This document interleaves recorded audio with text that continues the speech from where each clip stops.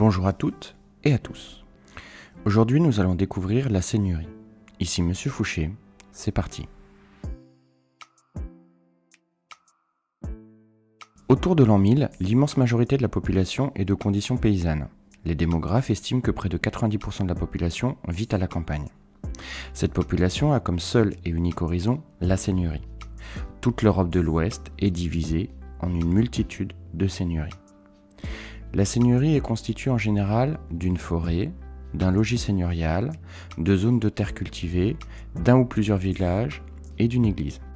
La très grande majorité des hommes et des femmes du Moyen-Âge ne quittent jamais la seigneurie qui les a vus naître, et pour la plupart ne se déplacent pas à plus de 20 km à la ronde. Les seigneuries sont de taille variable. Certaines ne sont qu'un hameau avec les champs environnants, quand d'autres ont la taille d'une véritable région. Sur le territoire de la seigneurie se trouve le logis du seigneur, qui peut aller de la simple ferme fortifiée au véritable château fort.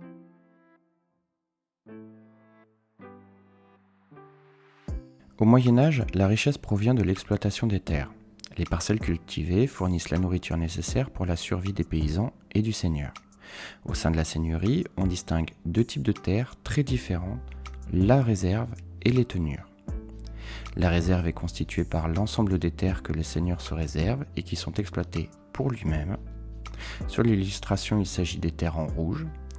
Et toutes les productions agricoles de ces terres sont automatiquement attribuées au seigneur. Les tenures sont des terres concédées à des paysans, libres ou non, qui exploitent la terre pour eux-mêmes en échange de redevances, de taxes et de corvées. Le seigneur possède la propriété foncière, c'est-à-dire la propriété de la terre. Cette propriété confère au seigneur des droits et des devoirs. C'est ce que l'on appelle le droit de ban. En vertu de ce droit banal, le seigneur possède le droit de commander, de rendre la justice et de lever des taxes. Le seigneur est un chef militaire. Il possède donc le droit de lever des armées et de les commander pour protéger sa seigneurie ou pour venir en aide à un autre seigneur. C'est ce qu'on appelle le droit d'ost. En outre, le seigneur a l'obligation de protéger les villageois qui habitent sa seigneurie, des brigands ou des envahisseurs. Afin de maintenir la paix sur ces terres, le seigneur s'attache à rendre la justice. Les condamnations au Moyen-Âge sont le plus souvent des peines d'argent, sous la forme d'amendes ou de jours de travail. Pour les crimes les plus graves, le seigneur peut recourir à la peine de mort. Enfin, le droit de ban donne au seigneur le droit de lever des impôts sur toutes les marchandises qui entrent ou qui sortent de sa seigneurie, sur les héritages, sur l'utilisation des installations agricoles villageoises comme le pressoir, le moulin ou le four.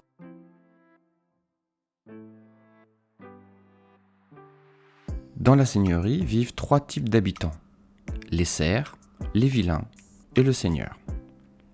Tout d'abord, les serfs sont les paysans les plus nombreux. Ce sont des travailleurs agricoles, non libres, ils sont attachés à la terre. Ils doivent résider et travailler sur un territoire défini et cultiver la terre que possède le seigneur. Le serf est une personne liée par un contrat à une autre. Le seigneur leur concède une tenure, un petit lopin de terre qu'ils exploitent pour subvenir à leurs besoins et à ceux de leur famille.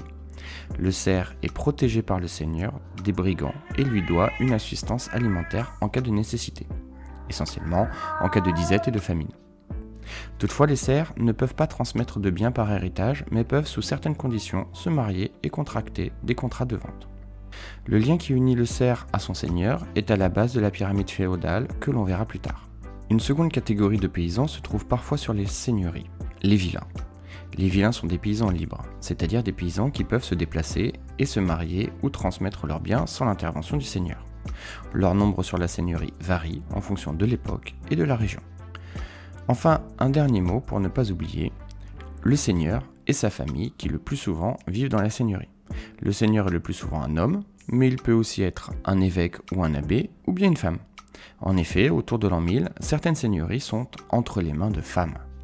À la fin du Moyen-Âge, on n'en trouve plus. En résumé, la structure de base de la vie féodale est la seigneurie. Il s'agit d'un domaine foncier sur lequel un seigneur possède des droits et des devoirs sur les terres et sur les paysans qui y habitent. Le seigneur commande et protège son territoire des brigands et des invasions. En vertu de la propriété foncière, il est amené à lever des taxes et impôts, ainsi qu'à rendre la justice. Cette seigneurie est structurée en deux ensembles de terres distincts, la réserve, exploitée directement par le seigneur, et les tenures, exploitées par les paysans, qui habitent la seigneurie pour eux-mêmes. Enfin, les habitants sont soit des serfs, des paysans non libres attachés à la terre, soit des vilains, des paysans libres.